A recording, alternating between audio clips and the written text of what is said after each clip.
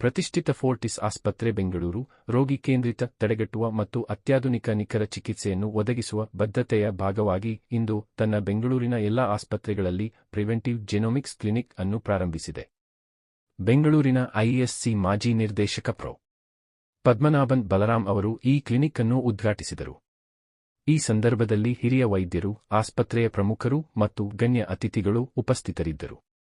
ಈ preventive genomics clinic ತಡೆಗಟ್ಟುವ ತಳಿವಿಜ್ಞಾನ ಚಿಕಿತ್ಸಾಲಯ, ಸುಧಾರಿತ ಆನುವಂಶಿಕ ಪರೀಕ್ಷೆ, ತಜ್ಞರ ಸಮಾಲೋಚನೆ ಮತ್ತು ವೈಯಕ್ತಿಕ ಚಿಕಿತ್ಸಾ ಯೋಜನೆಗಳನ್ನು ನೀಡುವ ಗುರಿಯನ್ನು ಹೊಂದಿದೆ. ಇದು ವ್ಯಕ್ತಿಗಳು ತಮ್ಮ ಆನುವಂಶಿಕ ಗುಣಲಕ್ಷಣಗಳ ಆಧಾರದ ಮೇಲೆ ಆರೋಗ್ಯ ರಕ್ಷಣೆಯ ಕುರಿತು ಸರಿಯಾದ ನಿರ್ಧಾರಗಳನ್ನು ತೆಗೆದುಕೊಳ್ಳಲು ಸಹಾಯ ಮಾಡುತ್ತದೆ.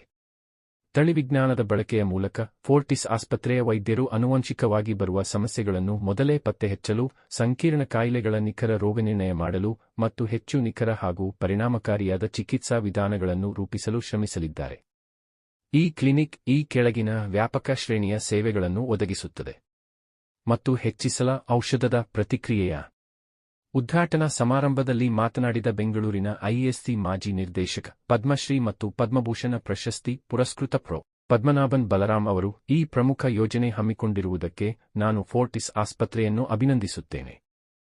ರೋಗದ ಕಾರ್ಯವಿಧಾನಗಳು ಮತ್ತು ವೈಯಕ್ತಿಕ ಅಪಾಯದ ವಿವರಗಳ ಬಗ್ಗೆ ಆಳವಾದ ಒಳನೋಟಗಳನ್ನು ನೀಡುವ ಮೂಲಕ ತಳಿವಿಜ್ಞಾನವು ಭವಿಷ್ಯದ ಆರೋಗ್ಯ ರಕ್ಷಣೆಯನ್ನು ರೂಪಿಸುವಲ್ಲಿ ಪ್ರಮುಖ ಪಾತ್ರ ವಹಿಸಲಿದೆ.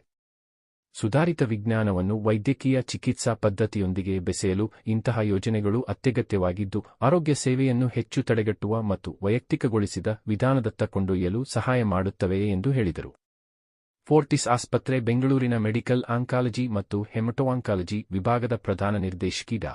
ನೀತಿ ಕೃಷ್ಣ ರೈಜಾದ ಅವರು ಮಾತನಾಡಿ, ಅನೇಕ ಗಂಭೀರ ಕಾಯಿಲೆಗಳು, ವಿಶೇಷವಾಗಿ ಕ್ಯಾನ್ಸರ್, ಆನುವಂಶಿಕ ಸಂಬಂಧವನ್ನು ಹೊಂದಿರುತ್ತವೆ. ಇವುಗಳನ್ನು ಮೊದಲೇ ಗುರುತಿಸುವ ಮೂಲಕ ಕಾಯಿಲೆ ಬರದಂತೆ ತಡೆಯಬಹುದು ಮತ್ತು ಮರಣ ಉಂಟಾಗುವ ಅಪಾಯವನ್ನು ತಪ್ಪಿಸಬಹುದು.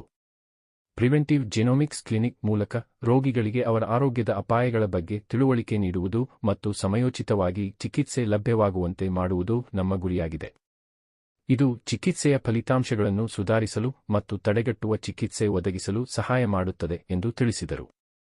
ಫೋರ್ಟಿಸ್ ಆಸ್ಪತ್ರೆ ಬೆಂಗಳೂರಿನ ಕಾರ್ಡಿಯಾಕ್ ಸೈನ್ಸಸ್ ವಿಭಾಗದ ಅಧ್ಯಕ್ಷರಾದ ಡಾ. ವಿವೇಕ್ ಜವಳಿ ಅವರು ಮಾತನಾಡಿ, ತಳಿವಿಜ್ಞಾನವು ನಾವು ಕಾಯಿಲೆಗಳನ್ನು ನಿರ್ವಹಿಸುವ ವಿಧಾನವನ್ನೇ ಬದಲಿಸುತ್ತಿದೆ.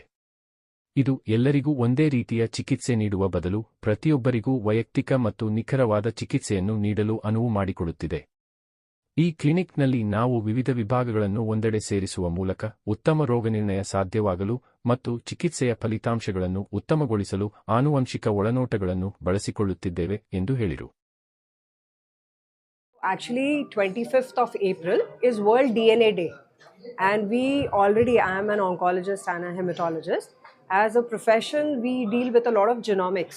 Genomics means analyzing mutation alterations in the DNA, in the RNA, and of course there are certain things known as proteomics, metabolomics, transcriptomics, which we do routinely.